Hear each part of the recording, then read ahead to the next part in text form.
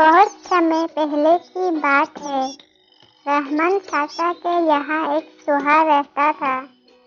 हर दिन की तरह उस दिन भी बाजार से गांव लौटते वक्त चाचा छोले में कुछ सामान लेकर आए। घर पहुँचते ही छोले से बिस्कुट का पैकेट निकालते देखकर चूहे के मुंह में पानी आ गया। लेकिन ये क्या? अगले ही पल उसके पैरों तले जमीन खिसक गई। चाचा आज बाकी सामान के साथ एक चूहेदानी भी खरीद कर लाए थे।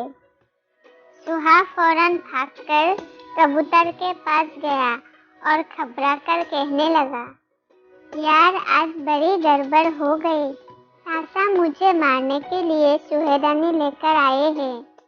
किसी तरह मेरी मदद करो। इस चूहेदानी को यहाँ से गायब कर दो। कबूतर मुस्कुराया और बोला, पागल हो गया है? भला मुझे चूहेदानी से क्या खतरा? मैं इस चक्कर में नहीं पड़ने वाला। ये तेरी समस्या है, तू ही निपट। चूहा और भी निराश हो गया और मुर्गा के पास भागता हुआ पहुंचा। भाई मेरी मदद करो, चाचा चूहेदानी लेकर आए हैं। मुर्गा दाना चुगने में मस्त थे। चूहे से कन्नी करते हुए बोले, अभी हमारा खाने का टाइम है, तू बाद में आना। अब चूहा भागा भागा बकरे के पास पहुंचा और अपनी समस्या बताई। बकरा जोर जोर से हंसने लगा, यार तू पागल हो गया है क्या? चूहेदानी से तुझे खतरा है, मुझे नहीं। और तेरी मदद करके मुझे क्या मिलेगा? मैं कोई शेर तो हूँ नहीं जो शिकारी मुझे जाल में फंसा लेगा और तू मेरा जाल उतार कर मेरी जान बचा लेगा। और ऐसा कहकर बकरा जोर जोर से हंसने लगा। बेचारा चूहा उदास मन से अपने बिल में वापस चला गया। रात हो चुकी थी। चाचा और उनका परिवार खा पीकर सोने की तैयारी कर रहे थे। तभी खटक की आवाज आई। चाचा की सोती बिटिया दौड़कर चूहेदानी की ओर भागी। सभी को लगा कि कोई चूहा पकड़ा गया है। कबूतर, मुर्गे और बकरे को भी लगा कि आदत से मजबूर चूहा खाने की लालच में मारा गया। लड़की पलंग के नीचे हाथ डालकर चूहेदानी खींचने लगी।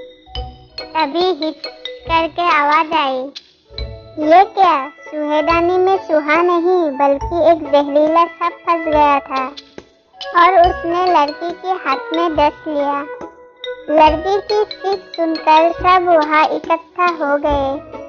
रहमान चाचा सर पर पैर रखकर पड़ोस में रहने वाले ओझा के यहाँ भागे।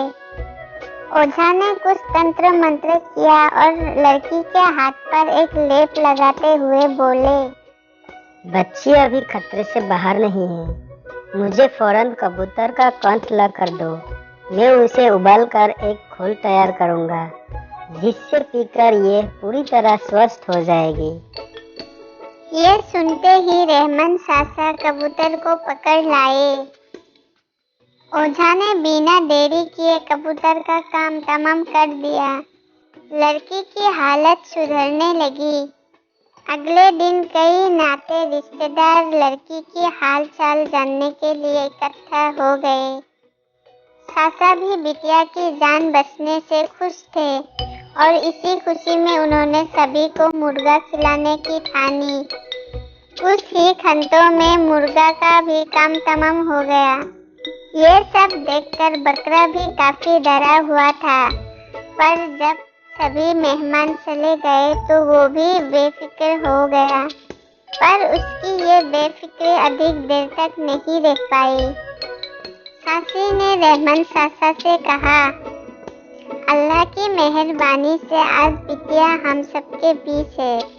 जब सपने काटा था तभी मैंने मन्नत मांग ली थी कि अगर बिटिया सही सलामत बच गई तो हम बकरे की कुर्बानी देंगे।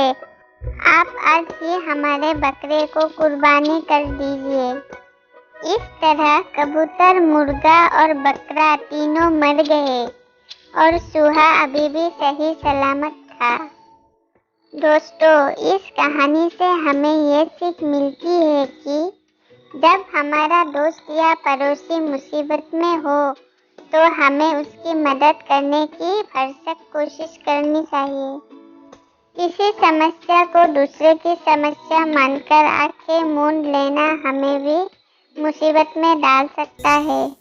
इसीलिए मुश्किल में पड़े मित्रों की मदद जरूर करें। ऐसा करके आप कहीं ना कहीं खुद की ही मदद करेंगे।